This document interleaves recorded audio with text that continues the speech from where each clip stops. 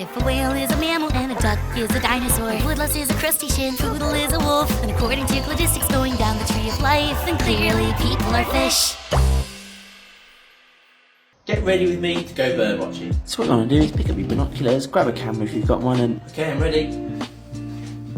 Hello, welcome to People of Fish. I am Elliott, and with me today is George Cook, or at George Cuckoo on TikTok, Instagram, and YouTube. George, welcome. Thank you very much for having me.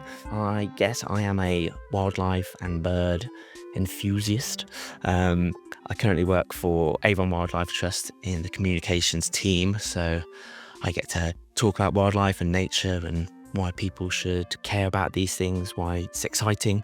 I'm just trying to make nature and wildlife fun, really. So I've got a TikTok account, social media, starting a YouTube channel. You've got various types of videos you do, but one of them, which is teaching people how to recognise bird songs, which I'm going to be honest is a fantastic resource, which has really helped me as somebody who's slowly getting into birding and who is good at recognising them by sight, but not so good at recognising them by ear.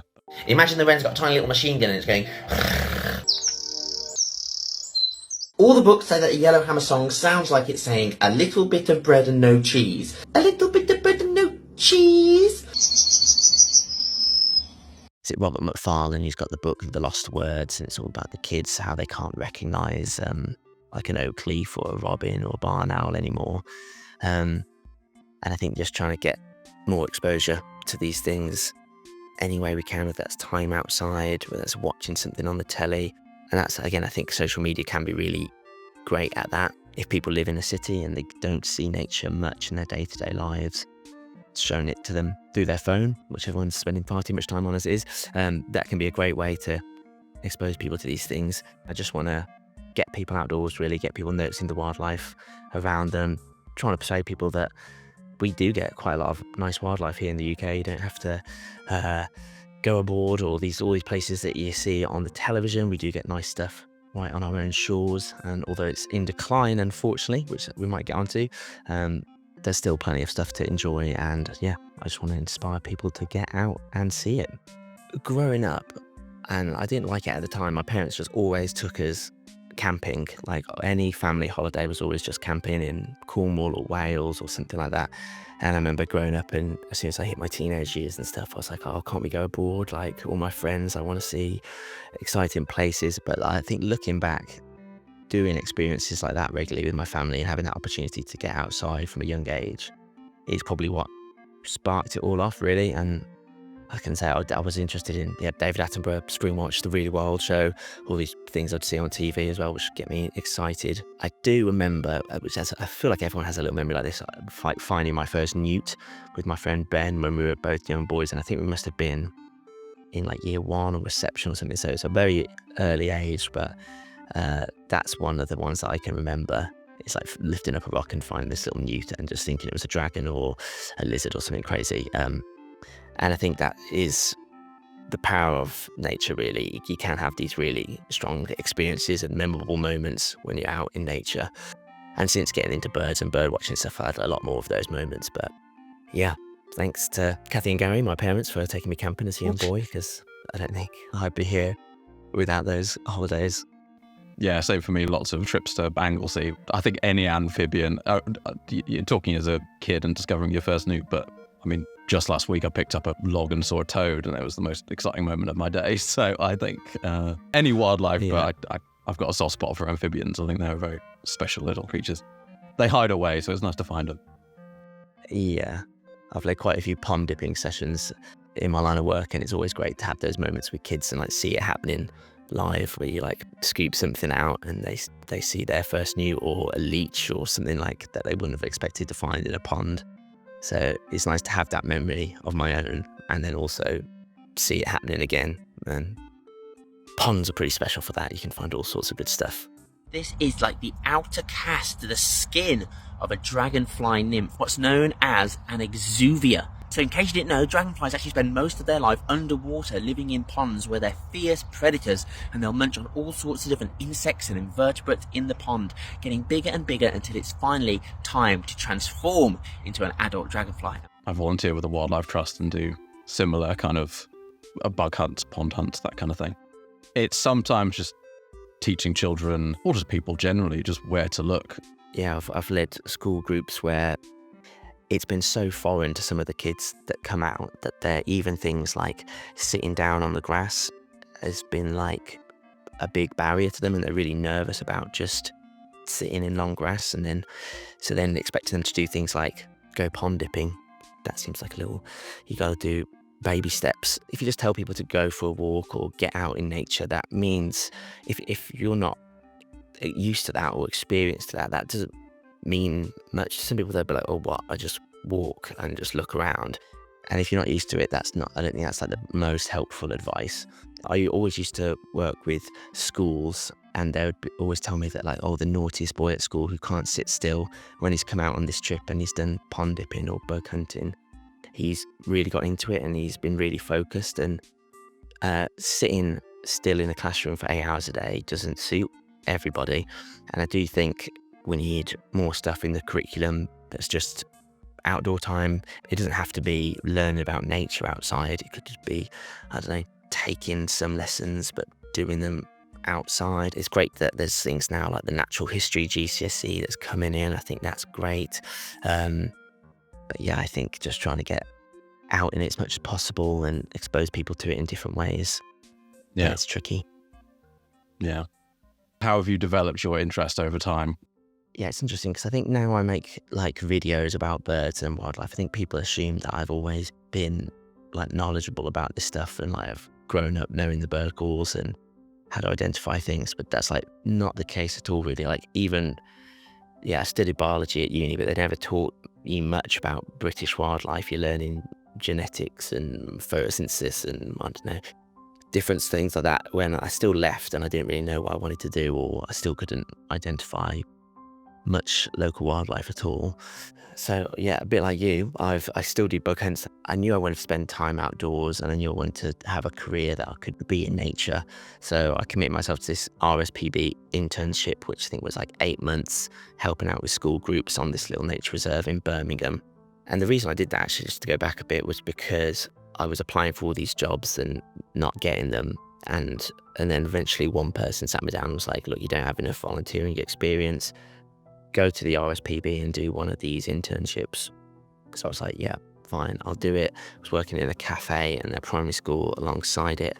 And I think just committing to that, be like, look, I'm doing 8 months on this nature reserve, take it seriously and start trying to learn your wildlife. So I did start reading books through there. I also spent a lot of time with older volunteers. Books are good for learning, but they're nothing beats spending time with someone who knows what they're talking about, and because they'll be noticing stuff that you would never pick up on, calling out the birds. And I learned so much from spending time with those volunteers. I had a knee surgery just before lockdown, and then after I recovered, I was then put quite quickly on furlough. So I had this period of time where I could spend a bit more time learning, and I was sat out in the garden with my leg up for a long period of time, just looking at the bugs, trying to identify things using apps and stuff on my phone. It's a slow process, like learning wildlife. And I think when I first got into conservation, I thought you had to know it all. I was quite a bit like, oh, I need to learn my birds and my beetles and the butterflies. I don't think that's quite as important now. We've got all these great apps that can help you along the way. And then, yeah, I went on plenty of like guided walks and things, trying to learn from people that way. And you always get taught so much information on some of these events that it'd be like, oh, I'm never going to remember all this. And I sort of try to reassure myself that, oh, if I can just learn a couple of bits of information from this walk over time, that will add up. And it's slow, but I'm getting there. I mean, it's all about finding ways to engage with it. I mean, you mentioned apps. I'm a big iNaturalist fan. For anyone who doesn't know, iNaturalist, an app, you take a photograph and you can either identify it yourself or some AI helps you identify it, and then other people go on and clarify it for you or suggest a better identification if you've made an oopsie. I've just had an ongoing project of trying to log as many species as I can, pretty Pokemon Go style, because that's a game which I was very much into a few years ago. And I was like, what if I applied that same mentality to this? And actually just going down streets and roads and even in the random car park and being like, that's a yellow flower which I don't quite recognize it's a different time of year, but I didn't expect to see that here. What is it? And just engaging with it a new way and getting excited when you find a new species is helpful to me. Oh, for sure, yeah. Some of those apps are brilliant. Like iNaturalist is great. Merlin is brilliant for the bird song. And like before these apps, you would probably just have to get this giant book out that's like so hard to understand the key and flick to the right group of insects or flowers or something. You'd be doing that all day. You can understand why people were just like, that is not for me. I don't have time to flick through 1,000 photos of very similar looking flowers. And now, it's great for flowers because they don't move, so you can just get a photo and get it straight away. And I always like to test myself, be like, oh, I think this flower's, I don't know, cornflower. Can I check? And then it's like a little quiz every time you do it. And yeah, big fan.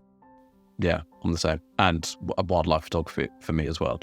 I was always a photography fan. And when I was going on my journey of trying to engage with wildlife, I was thinking, what can I segue? What can I use to get into it? And photography was a big thing for me. And it seems to be a big thing for, well, many birders as well. Yeah, photography I think is just a great way to spend time in nature, connect with the natural world. Like I said, if some people might not know how to go out for a walk in nature or understand that, but if you gave them a camera and you're like, right, can you take photos of flowers or something on the way? It just gives them something to do while they're going on a walk. And I love it for that. I could find, especially if you're like following a bird or like you're trying to find something in a bush and you're spending quite a lot of time like really waiting around, studying, trying to get a photo. You just get lost in that moment. It's like really, sounds a bit cheesy, but like a bit meditative, you know, outside, pursuing something, trying to get that photo. I think those are just two hobbies, like spending time outside, bird watching and photography. I think they just go together really nice. And also, like we mentioned, with sometimes just plopping people in the field and saying, enjoy it. Maybe initially for a lot of people doesn't quite work. But if, let's say, for the wildlife groups, which I've been working with, you go, here's some leaf litter. You can probably expect these 5 different things. And they go, oh, okay. And then start looking. And it's the same if you're looking for a wading bird and you're like, well, I haven't seen this one. Where can I go? And I mean, your YouTube and TikTok is full of you going to new nature reserves and seeing birds which I haven't seen before and going, oh, that's I didn't know that was there. Yeah. I would have gone to some of these places growing up and I would have not been able to recognise any of them. So it would have then it feels like there's nothing there. And again, sometimes if I go walking with people, they're like, oh, how did you spot that? Or like, oh, I never would have noticed that. And again, it's just that continuous exposure, constantly doing it, that you do just start noticing things that fly past that other people might not have noticed, or a rustle in a bush that you would just walk past before. But the more you learn and the better you get at it. Yeah. A big thing I think about observing wildlife is that it changes throughout the year. What can people expect to see? What might surprise people? What changes in the environment do you come across? I think people assume that the best time to spend time outside in nature is like right now. It's really sunny and warm and the days are long. That's definitely when it's like probably the most enjoyable in the terms of, like, I guess, physical sensation. You can be in your shorts and t-shirts and you don't have to worry about getting wet or cold. But in terms of bird watching in particular, I think it is best to do it in the autumn and the winter because less leaves on the tree, so you can spot birds more often. You get winter species coming over. I just think, especially if you're starting out bird watching, if you try to go out now and you hear something chirping at the top of a tree and you look and it's just this mass of green, it's like going to be so hard to like find it, especially if you want to take a photograph of it. You got no chance really. So I think learning birds is good to do in the autumn and the winter. I think people often, working for the Wildlife Trust, we often get people email in or comment in and be like, around this time of year, August time, and be like, where have all the birds gone? Like, I had blackbirds in my garden and they've all disappeared, and they start to worry about that. And quite often birds will shed their feathers in like the summer, late summer, so they'll tend to hide away while they're losing some feathers and wait for the other ones to grow back. So during that time, it can seem quite quiet on the bird front. So that's something to bear in mind as well if you're getting into bird watching this time of year, that it might seem quiet. or you might see some birds that are looking a bit tatty, and that's because they're going through growing new feathers.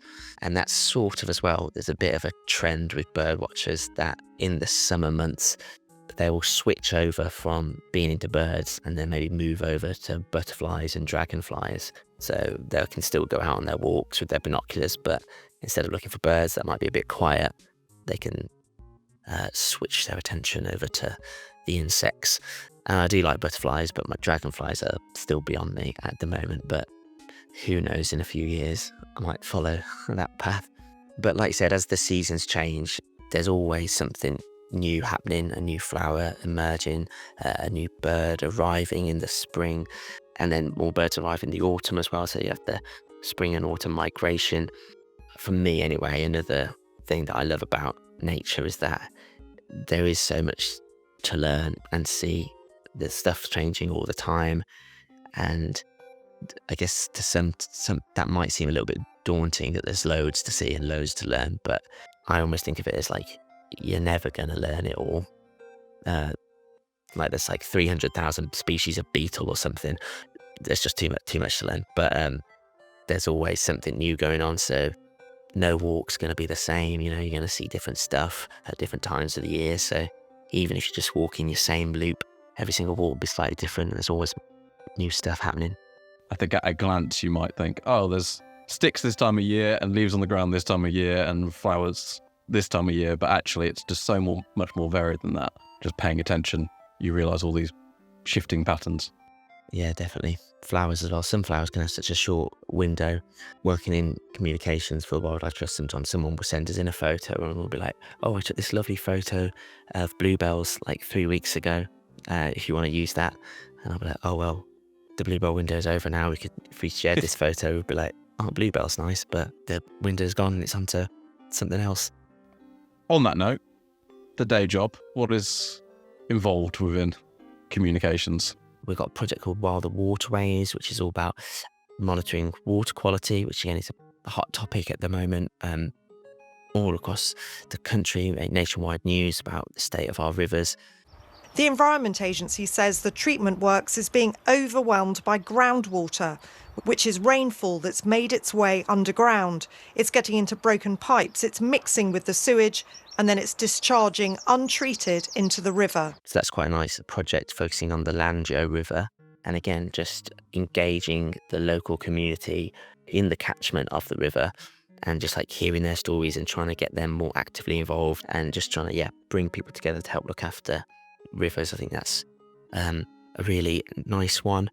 The story in Avon that's probably caught the most like nationwide attention was we've recently got beavers living on the River Avon. So people might know there's projects around the country like Cornwall Beaver Project where there were beavers living on rivers, but in enclosures, basically big enclosures where they're living safely and you can like monitor what they're doing to the river. But on the Avon, they're just living wild. We don't know exactly where they came from, but they've been here for a few years.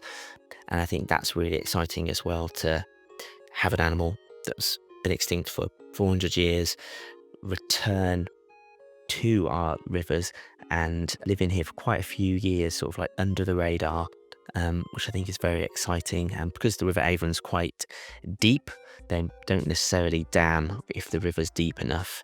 So it's interesting to see how the beavers are sort of like adjusting to life along our rivers, and I think that's definitely a success story. We can't claim that was us at Avon Wildlife Trust. Like I said, they got here through mysterious means, but it's exciting. Having a story like the beaver, I think, is really, really powerful because it's an animal that was extinct and they're back again. Just that alone, I think, is exciting and inspiring, and also the impacts that they can have on an ecosystem. I never anticipated that they would have so much impact on this area in such a short space of time. Amphibians, so frogs and toads, before the beavers arrived there were just 6 clumps of spawn in the pond. The following year, after they've raised the water level so there was more water, I just couldn't count the spawn. And bat activity here, picked up by sensors, has soared. When we started, we were getting like 3,000 calls a night recorded. Well, last year we had 10,700. They seem like this magical creature that can come back and transform an ecosystem, and that brings back all sorts of other species. Getting back to what we've talked about, like inspiring young people and children to get into nature and stuff, I think it's a powerful story, and also quite a rare, hopeful story. You rarely get stories in wildlife conservation that are that positive. Unfortunately, it's a lot of things on the decline or habitats being lost, and I think the beaver bucks that trend and is actually like a heartwarming, hopeful story that I think people can get behind. So yeah, that's really nice to see. Cute little guys. Yeah. I hate to bring the tone down, but you did bring it up. General trends. What are we seeing at the moment? So yes, unfortunately, it's not in a good place. There's no two ways about it. The statement that gets repeated a lot is that England is one of the most nature depleted countries in the world. A report came out last year called the State of Nature Report, where it's all these big charities and environmental organisations that gather all this data, monitoring thousands of different species, loads of volunteers. It's like a really big undertaking. I think it comes out every 3 or 4 years. And this report basically said that 1 in 6 species in the UK are threatened with extinction. Birds have declined by 43%. So that's like the background of what we're dealing with, that a lot of things are in decline. The big butterfly count, which is like an annual citizen science project that people can go out and record butterflies they see on a little app run by Butterfly Conservation. So many people were saying, where have all the butterflies gone? And they've said that on average, people are seeing half the amount of butterflies that were being reported last year. And that could be because we had a really wet spring, really wet winter. That's probably given them a hard time. But even excluding this year, I think it's like 80% of UK butterflies are in decline. Wherever you look, you can find a worrying statistic. I forget the name of this one study. They were like catching flying insects on nature reserves around Germany. And I think it was like there'd been a 70% decline in the weight of flying insects that they were catching. And I remember as a kid, actually, we'd say we're going on one of these camping trips, and occasionally my dad would have to pull over at the side of the road and just get out and give the windscreen a little wipe because there'd been loads of bugs on the windscreen. That does not happen anymore. You might get a couple of bugs on your windscreen, but nowhere near the same level as that. That, I think, the insect thing is the most troubling, because not only do they pollinate a load of our crops, so we rely on them for that, they're the food for basically the whole ecosystem. So much stuff is eating insects. So the reason that 43% of birds are declining is likely because that they're not finding enough food. And again, there could be loads of reasons for that. The way we farm our land, the pesticides that we use, habitat loss, all sorts of things. So yeah, it's not looking, we're not on the right track, basically, with wildlife in this country. Yeah, so stuff's got to change quickly as well, I think. With like things like butterflies, they're so sensitive to changes in their environment. A lot of them are considered indicator species, so something's happening to the butterflies, that can be a clue that something's wrong in like the wider environment. And we know that they rely on things like certain plants where they'll have to lay their eggs on. They need flowers to feed on. And we've lost 97% of our wildflower meadows since the Second World War. So if we're chopping down all the long grass and the flowers that they feed on, it's not a surprise that they're going to suffer as a result of that. That's something that I am noticing a change in, like people leaving verges to grow longer, cutting their grass less often, or just leaving little patches. That's crucial. Like they need that habitat to overwinter in, to feed on. That's a positive change that we're seeing. And pesticides, again, pesticide use is a big problem. I try not to get like worked up when I see someone doing something and I think it's out of ignorance or not knowing any better. But I used to live above this lady who would call in a gardening service, and this van would arrive and their logo was like 2 butterflies and a bird on a lawn. And he would come around every couple of weeks and just spray the garden with these pesticides. And I'd be watching and be like, you're killing the animals that you are using to market your product on. Because like, yeah, it's just indiscriminate. You might be just trying to kill weeds or slugs or something, but it will get into the soil. And there's the direct effect as well, which is if a bird eats a poison slug, then the bird is eating poison. It's a huge problem with birds of prey and owls. If people are putting out poison to kill mice and rats, it might not kill them straight away, and an owl might eat handful, 3 or 4 different prey items a night, and that's just building up in their system, and yeah, it can cause really nasty deaths for owls. So I think that's one thing that everybody can do, is avoid using them in your own gardens. There are other ways to do it. You don't need to, especially if you're spending time out there as well. They're not good for us. They're not good for our own health. Stop buying them.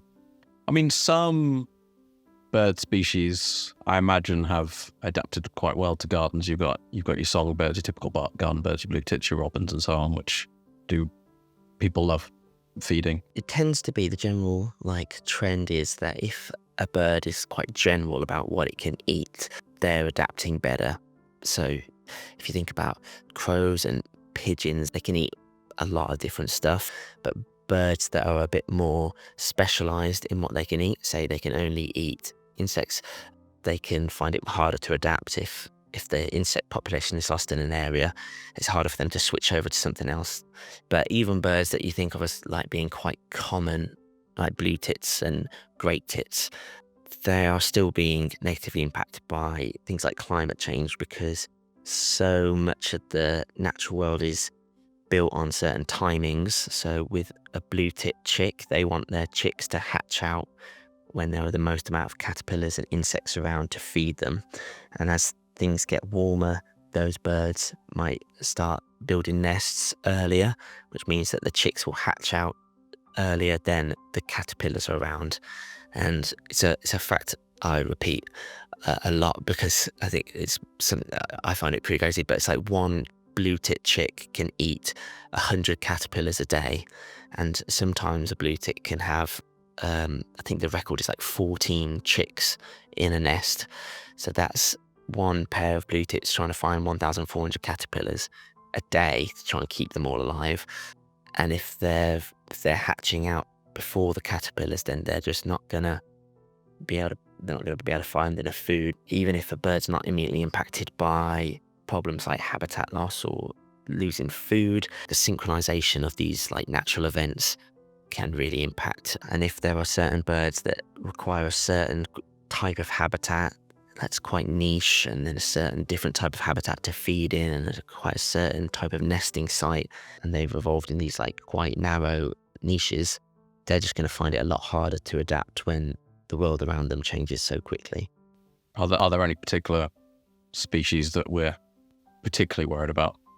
I think birds like nightingale and turtle dove, I hear some people say that they're pretty much definitely going to be lost in the UK now. They're holding on in a few places, but their declines have been so rapid that they're fearing the worst for those birds. And I mean, a nightingale is a bird that's in so much literature and culture, and places are named after nightingales. There's a park in Bristol called Nightingale Valley. There are no nightingales there. There won't have been for a long time.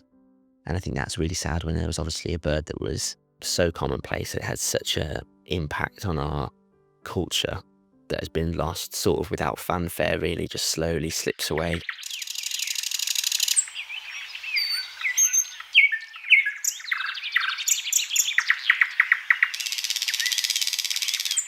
In Bristol, I think it's we've lost 96% of swifts in the city. Say I've been into birds for about 8 or 9 years. I reckon swifts are one that I've noticed in just that time. A lot of these trends are happening over, say, 50, 60 years, and it's quite hard for people to actually notice them. But if you were to ask, say, your parents or your grandparents how many swallows or nightingales were around when you were younger, there would be a huge difference, but we're not noticing it in our own lifespans, really. But I feel I will have seen more swifts and swallows in previous summers.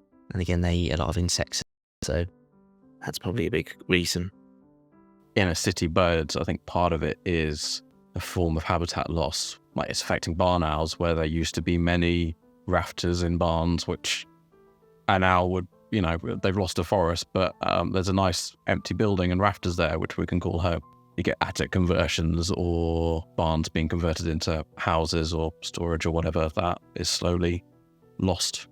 Yeah, all those little gaps are sealed up. So birds like swallows will return to the same nesting site year on year if it's still there. So to imagine a bird like flying all the way to Africa, flying all the way back, and then when it gets here, someone's just filled in their gap that they might have been using for years and years. Sad to think about those poor little guys. It is. You mentioned indicator species in regards to butterflies, but my aforementioned love, the amphibians, they're a key example of that. They won't call and make noise if there's lights on. They think it's still daytime and it's not safe and they'll be seen, so they'll just keep quiet and that stops breeding. So there's lots of these effects. Yeah, that's mad. Lots to worry about in some ways, lots of problems going on for our wild friends. I lived in London for quite a few years and I spent a lot of time there. Parakeets have made it into the city and we actually saw one. I'm now in Shropshire in the Midlands. One was seen in our church graveyard recently. Is there any particular concern about invasive species, be it parakeets or otherwise? So parakeets are an interesting one, I think, because they're so bright and noisy.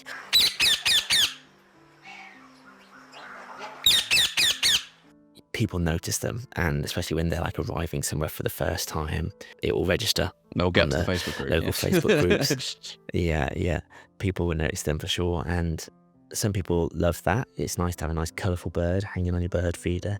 Some people get worried about it. The RSPB currently say they're not currently having a negative impact on our native birds. I think there were some species that they were worried about, and it's because parakeets are like cavity nesters, so they're looking for gaps in trees, little holes that they can build their nest in.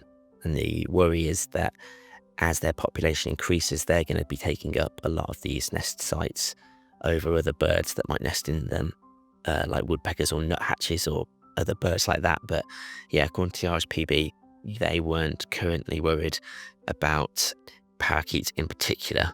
And I read a very interesting book recently called The New Wild, which was by Fred Pierce. And his whole point in that book is basically that maybe we should stop worrying about invasive species and stop trying to like put the ecosystem back to what it was by removing these non-native species. I mean, I agreed with some of it a bit more controversial, but his whole point is that the world has changed, like climate change, all these problems that we've already spoke about. The world today is so much different than what it was in the past. That old climate and those old habitats and ecosystems, that's not there to return these animals to. So it's almost fighting against something that's just going to keep coming. Do you know what I mean? We could try and remove these birds or cull parakeets, but as things get warmer, they're just going to keep migrating north anyway. And I think that's an interesting idea.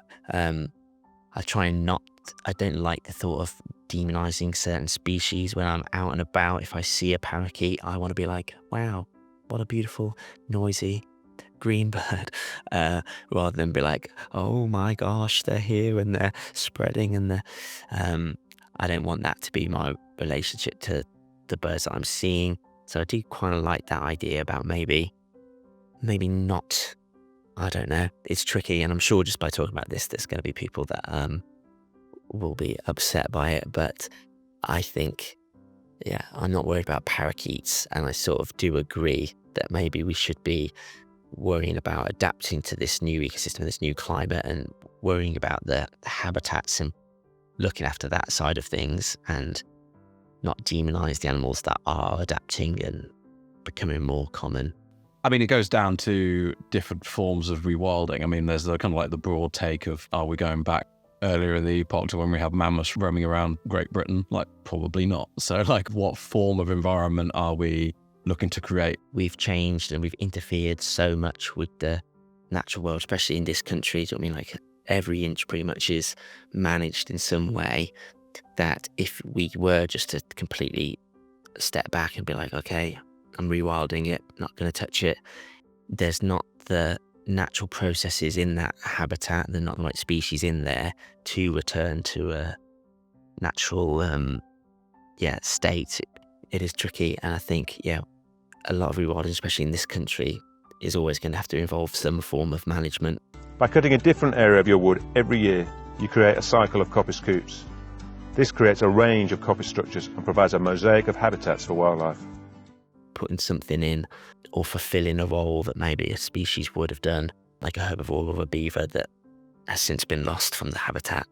I mean, the basic problem is we don't really have a control variable of what Great Britain, or indeed most of the planet, looks like without any level of human interference. And when lots of rewilding projects are saying, hey, we want to restore it to this form of environment, but then you look in the fossil record and go, well, actually, what we're trying to restore it to is a massively damaged environment, you realise how much we've affected the world and how much there's still to do and how much there is to learn. I forget which book I was reading now, but this person said that they saw like a flock of 1,000 goldfinches. I remember reading that and just be like, could that possibly have been true? A large flock of goldfinches for me might be like 100 maybe. And even then that will be like a wow moment. What might be like a large flock of goldfinches to me, that could be just like a tiny little fragment of the extent of what they used to be like. Yeah, like shifting baselines of what we think we should be restoring it to, because we think that's what it should have been like, and even then we will have interfered so much. So yeah, it's really interesting. Yeah, for sure. You've referenced quite a lot of books throughout this. Maybe the most impressive video on your YouTube channel is the fact that you managed to get through 100+ books last year. Any advice for people just trying to learn more, read more? Yeah, quite pleased with that accomplishment. If you watch that video, I finished by saying I don't actually recommend it because it's quite hard going, and it's much better to just enjoy reading without that pressure of trying to hit 100. But like we spoke about at the start about getting into wildlife and learning all these things, books are really good for that. Just think about how much you might pay for like a one-on-one walk or something with David Attenborough. He could give you a load of advice. Well, he's like done that in a book. He's told you all this stuff and you can actually have that experience.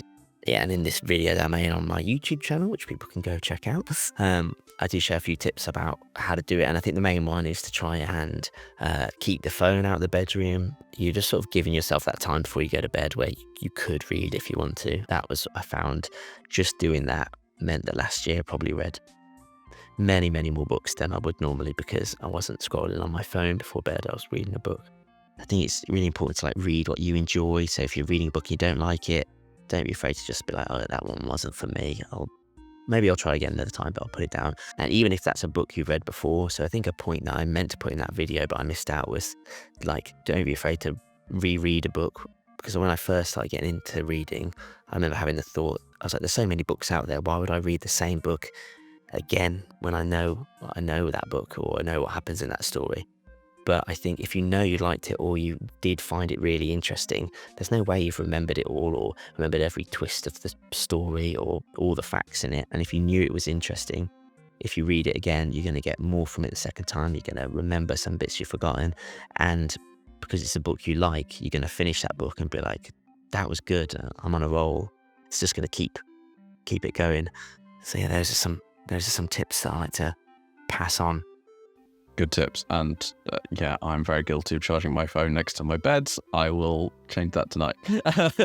Feel free to plug yourself. What are you doing? You can find me on social media. My handle is @GeorgeCuckoo on Instagram and TikTok and on YouTube, which I'm trying to do more of now. So if you could find me on YouTube and subscribe to the channel, that would be fantastic. George, thank you. Thanks, Elliott. Thanks a lot. See you later.